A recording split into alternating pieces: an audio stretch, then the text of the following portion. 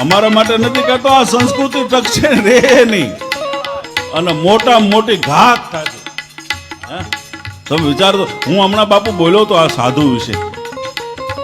આ અમારા રામજી મંદિરના સાધુ હોય કે શિવ મંદિરના સાધુ હોય, આપણે બહારના સાધુને લાવીને બાપુ હામિયા કરીએ, ગામના સાધુને આપણે બોલાવતા નહીં.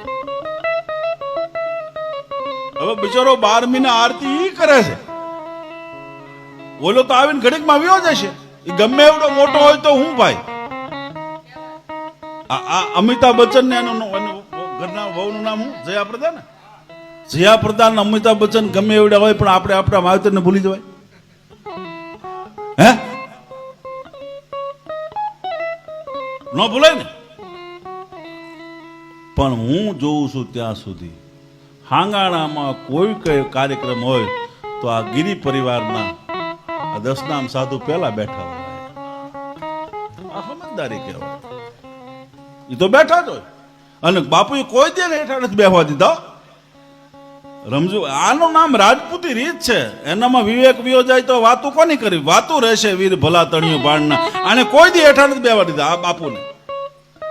તમારા ગામના રામજી મંદિરના પૂજારી હોય ને, હામિયા કોઈ સંતના, ભલે શંકરાચાર્ય આવે પણ એની પાસે બેહારો.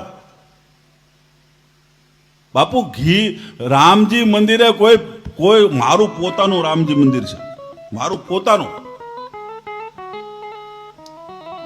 અમે તો ગામધણી માણસ છીએ, અમારું પોતાનું, મારું પોતાનું રામજી મંદિર છે ભાઈ. એટલે ન્યા મારે ઘણા વર્ષથી રામ, અને સાહેબ એ રામજી મંદિરનું ઓપનિંગ કોણે કર્યું? યોગીજી મહારાજે, પ્રમુખ સ્વામીના ગુરુ રવિશંકર દાદાએ, વિનોબા ભાવે અને આ હોનભાઈ મારે અને કાગ બાપુએ. એને તો ઓપનિંગ કર્યું મંદિરનું. અને પછી પાછી મેં ભગવાનની મૂર્તિઓ જર્જરિત થઈ ગયું, મોરારી બાપુના હાથે તિલક કરાયું ભગવાનનું, બરાબર. પણ રમજુ બાપુ, હું તમને વાત કરું કે ભગવાન રામની માનતા લઈને કોઈ આવ્યું તો એની માનતા હું કોઈને ખબર નહીં. કોઈ માનતા લઈને, રામની માનતા લઈને કોઈ ગયો દાખલો બતાવો.